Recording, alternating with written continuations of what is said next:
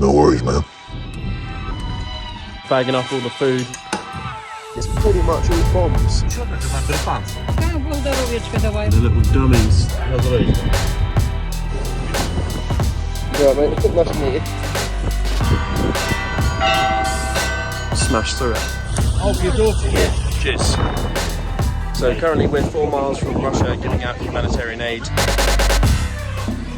That is exactly the same car that we have over here. As much as Russia rattles the battle drum, they know full well if they used one of those, it would be their end. So we were driving in a part of Ukraine, unfortunately I can't reveal right now. I was messaging Nugs to try and find out some intel about what's going on in the east of the country, especially with the planned Russian offensive. And he mentioned to us that he was actually in the same area we were in at that time. There are numerous threats from the Russians about the use of low-yield nuclear weapons, and the term low-yield, it has nothing to do with small explosions.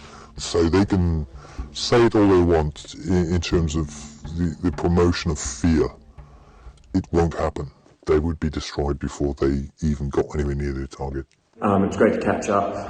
He gave us some really good intel about what we should potentially be thinking about doing next and where's safe to go. And he also very kindly agreed to an interview and really shed some light on some important issues from his perspective as a military advisor in Ukraine.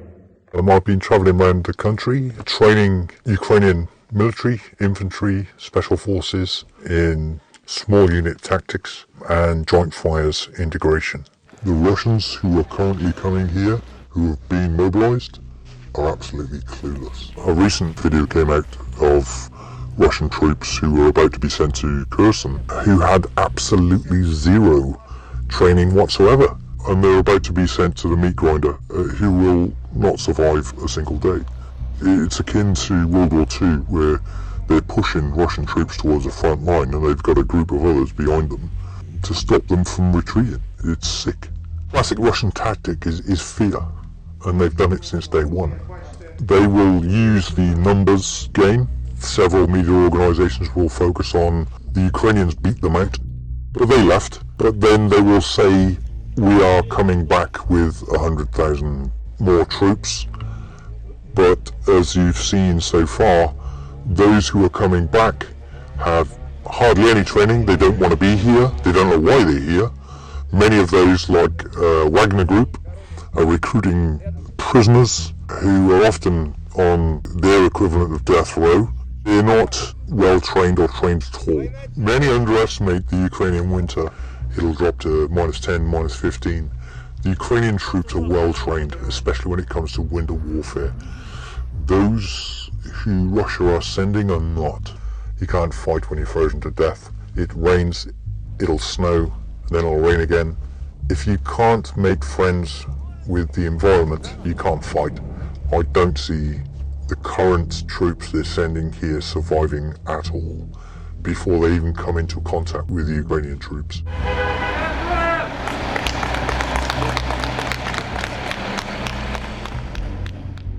So you've got the low-yield tactical nuclear weapons. Their delivery systems would be the caliber Eastlander Grad submarine ship. Unfortunately for the Russians, the Ukrainians now have NASAMS, without doubt the most advanced anti-aircraft system on the planet.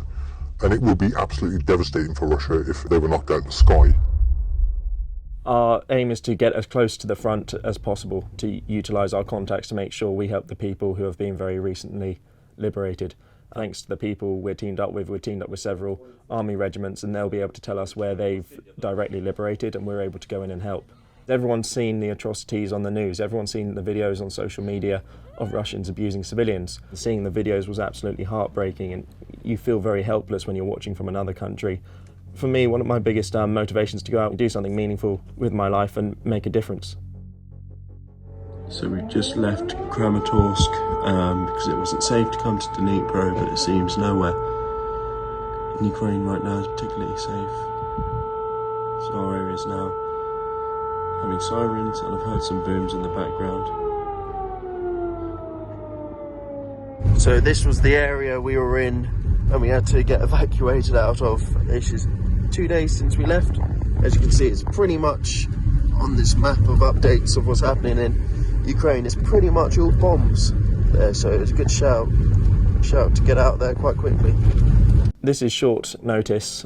It'd just be me going from Vans Without Borders because everyone's working and has commitments in the UK. So Edward is a Ukrainian army veteran. He's very kindly joined the team, driven me around in Ukraine and helped take us to some very interesting places. So also on our team we have Justin from Justin's Ukraine Aid. He's a fantastic guy, a local in Ukraine, originally from Britain, but moved to the country a while back. So this is one of the reasons I love Ukraine. So we've got a lamp in our hostel. Plug socket. And there's nowhere to plug it in at all. Fantastic. Thank you. So this is literally just around the corner from where we're staying on the outskirts of Kiev. We thought it was quite a safe area, but this is about 500 metres down the road. And again, we didn't realise this area had been hit. But you can see over here that building's just smashed to pieces. But over here, this must have been a direct impact because this has been... That's just being demolished. So we're now bagging up all the food. We're getting ready to take to the front tomorrow so we can have a quick distribution and get in and out quickly as hostilities intensify across the area. So we're now on the road to Sumi. It's not a place that very many humanitarian groups go to, despite it being under very heavy fire at the start of the war. So we're going there to supply the villagers who have been living in pretty horrific conditions since April, really. So we're going there with a range of supplies to ensure that they get everything they need to survive to the end of the war. So they have a lot of these in Ukraine. They're little dummies they put up at the checkpoints to get people to slow down, and the real soldiers are hidden elsewhere. War One-esque with the barbed wire and then the trench behind. We're a humanitarian organisation. We aren't a militia, we aren't a fighting force. We're there to help people, and something we offer is the ability to do something other organisations don't offer. If you go out with the Red Cross or UNICEF, you'll probably spend your time far away from the front line, sat in a warehouse sorting packages, which again is still a very important job. But other people who might have had military experience or combat experience or have medical experience want to go and directly help people where their skills are best put to use.